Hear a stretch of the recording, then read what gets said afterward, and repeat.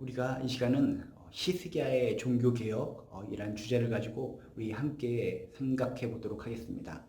우리가 히스기야라고 하는 왕을 떠올릴 때마다 항상 떠오르는 단어가 종교개혁. 이런 종교개혁이라는 단어는 여러분이 중세시대에 루터라고 하는 사람을 통해서 다시금 종교개혁이라고 하는 단어를 많이 들어보셨죠? 먼저 개혁이라는 단어가 있는데 개혁이란 무슨 의미일까요? 개혁이라는 것은 과거에 잘못된 것을 새롭게 올바르게 뜯어 고치는 것을 개혁이라고 합니다. 그렇기 때문에 그냥 개혁이 아니라 종교개혁이라고 하는 것은 무엇을 의미할까요? 말 그대로 과거에 잘못된 신앙관, 신앙태도를 새롭게 올바르게 뜯어 고치는 것, 그것이 바로 종교개혁인 줄로 믿습니다. 그 종교개혁을 한 사람이 바로 히스기야라고 하는 남유다의 왕이었다는 것입니다. 히스기야 왕 이전에 많은 왕들이 잘못된 신앙관을 가지고 잘못된 신앙 태도를 가지고 살아왔기 때문에 이것은 아니다 싶어서 모든 것을 새롭게 올바르게 뜯어 고쳤는데 그것이 바로 히스기야 왕이 행한 종교개혁이었다는 것입니다. 히스기야 왕은 왕이 된 후에 악했던 직전 왕들을 본받지 않고 예전에 처음 하나님을 열심히 섬겼던 다윗을 본받아서 하나님 앞에 새롭게 서기 위한 결단을 하고 결국 그것을 실행에 옮겼다는 것입니다. 오늘 성경 말씀 열왕기하서 18장 3절에서 8절까지의 말씀을 통해서 환경에 구애받지 않고 종교개혁을 강행한 히스기야 왕을 통해서 얻는 영적 교훈을 체크해 보시기를 주님의 이름으로 축복합니다. 이 시대도 우리가 잘못된 신앙관, 잘못된 신앙 태도를 가지고 살아가고 있다면 오늘 히스기야 왕의 모습을 통해서 나의 신앙 태도, 나의 신앙관도 개혁이 되어야 될 줄로 믿습니다. 그럼 먼저 히스기야 왕을 통해서 얻을 수 있는 교훈 첫 번째는 바른 신앙의 영향을 받아야 한다. 우리가 신앙의 대상자 누구로부터 많은 영향을 받을 수가 있겠지만은 잘못된 신앙을 영향받는 것이 아니라 올바른 신앙의 영향을 받아야 된다라고 하는 것을 첫 번째 교훈으로 얻어야 될 줄로 믿습니다. 그래서 열왕기하 18장 3절에 보면 이런 표현이 있습니다. 히스기야가 그의 조상 다윗의 모든 행위와 같이 여호와께서 보시기에 정직하게 행하여 라고 성경은 이야기합니다. 히스기야 왕 다윗 시대하고 거리가 좀 멉니다. 시간대가 많이 떨어져 있습니다. 그렇지만 히스기야 왕은 누구의 영향을 받았다고요?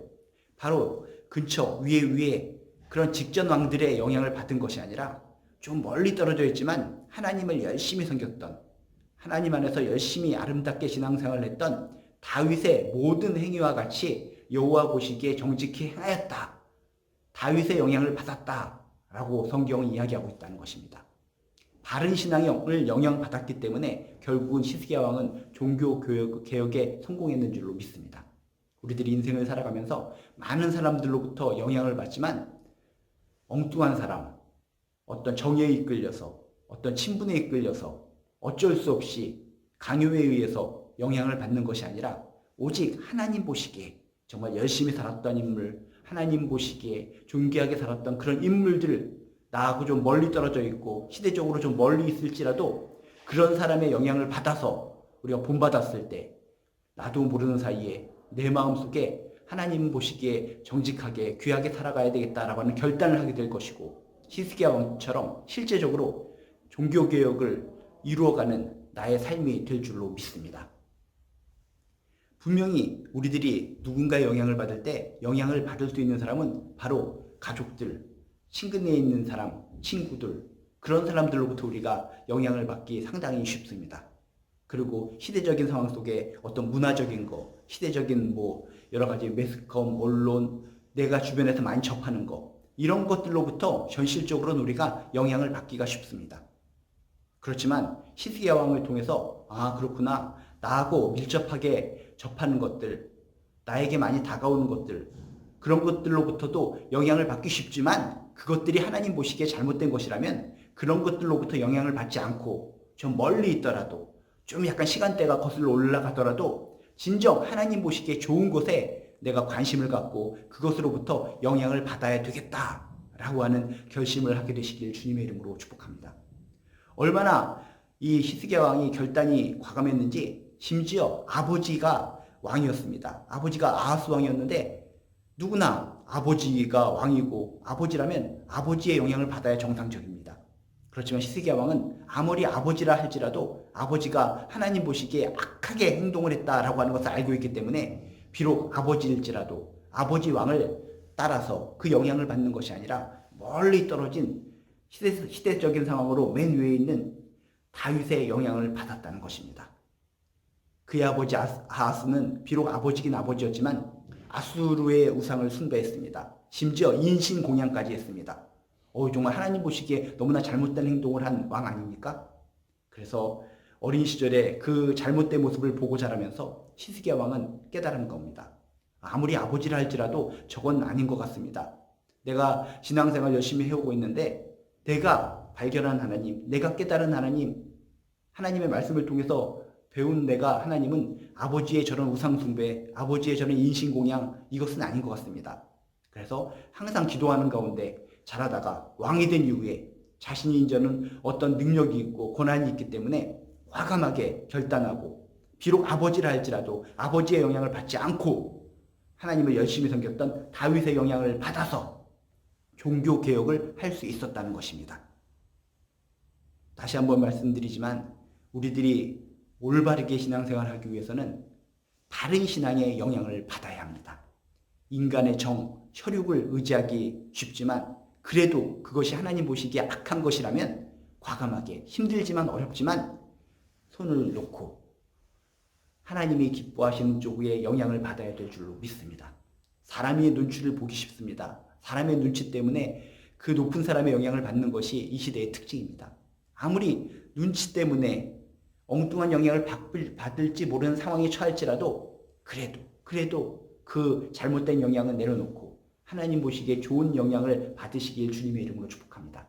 다수결의 원칙도 그렇습니다. 다수결의 원칙에 의해서 하나님이 좋아하시는 것을 따르지 않고 다른 쪽으로 따르십시오 라고 아무리 강요할지라도 하나님 보시기에 그것이 악한 것이라면 다수결의 원칙일지라도 따르지 않고 소수의 의견, 하나님을 존중하고 하나님을 경외하는 그 의견을 따르고 그것에 영향을 받는 것이 참된 종교개혁자의 모습인 줄로 믿습니다. 항상 하나님을 염두에 두고 살아가는 사람이 종교개혁자의 마음인 줄로 믿습니다. 히스기야 왕은 바로 주변에 있는 많은 사람들, 그 시대의 여러 가지 문화, 아버지의 모습, 그것으로부터 영향을 받아야 정상적이지만 하나님을 염두에 뒀기 때문에 하나님을 경외하는 사람이었기 때문에 그런 직접적인 다가오는 영향을 뿌리치고 다윗의 영향을 받아서 결국 하나님께 영광 돌리는 귀한 종교개혁을 했다라고 하는 것을 꼭 기억하시기 바랍니다. 사람의 생각과 사람의 뜻보다는 하나님의 뜻과 하나님의 생각을 더 의지했기 때문에 결국은 하나님을 너무나 사랑했던 하나님 중심적으로 살았던 다윗의 영향을 받아서 바른 신앙의 영향을 받아서 종교개혁을 할 수 있었다라고 하는 것을 꼭 기억하시면서 나는 누구의 영향을 받고 있는가 체크해 보시고 내가 영향을 받고 있는 것이 하나님 보시기에 악하고 잘못된 것이라면 잠시 내려놓으시고 하나님을 경외했던 자, 하나님을 진실로 사랑하는 자의 영향을 받으시고 정말 하나님의 뜻과 하나님의 의지를 따라서 귀하게 존귀하게 신앙생활 해나가시는 저나 여러분 되시기를 주님의 이름으로 축복합니다.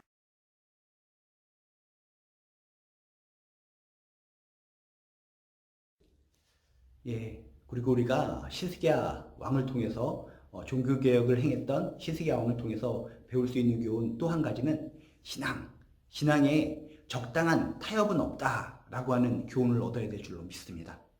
우리가 진리를 믿고 있다면 오직 유일하신 하나님을 믿고 있다면 타협이 있어서는 안 된다는 것입니다.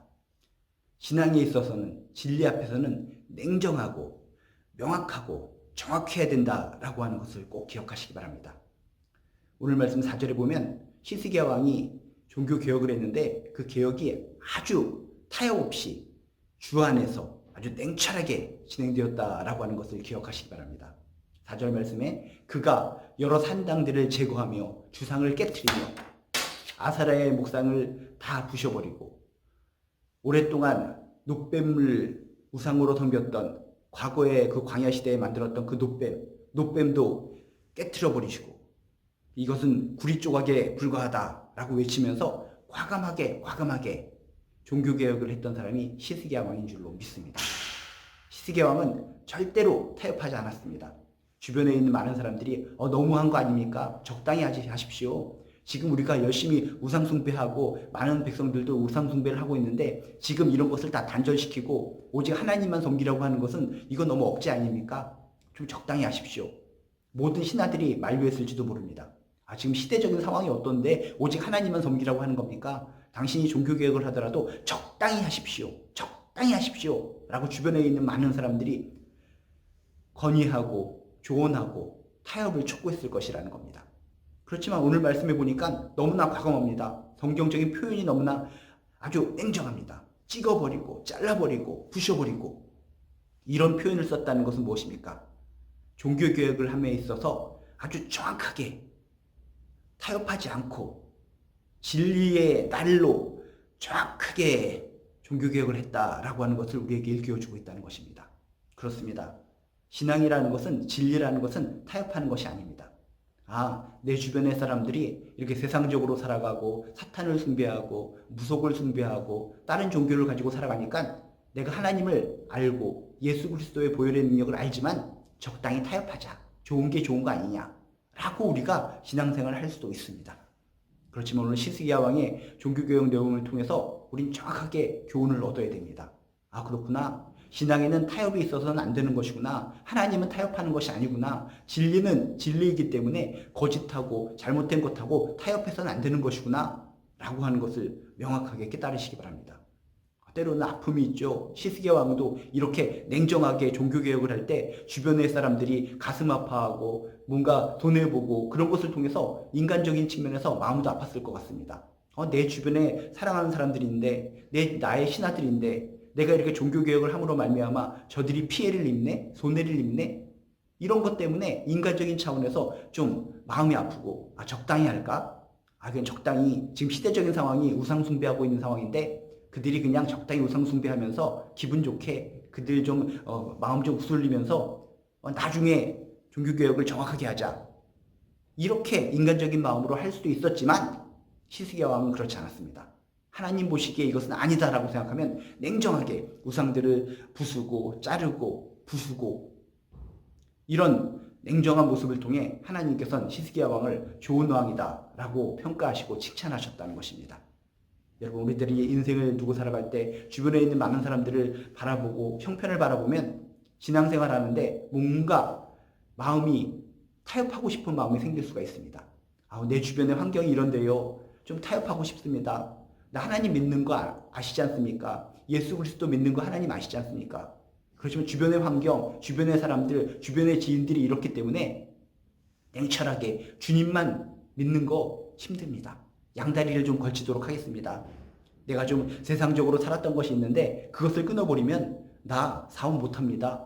나 인생 인간 문제가 꼬여서 나 정말 살기 힘듭니다.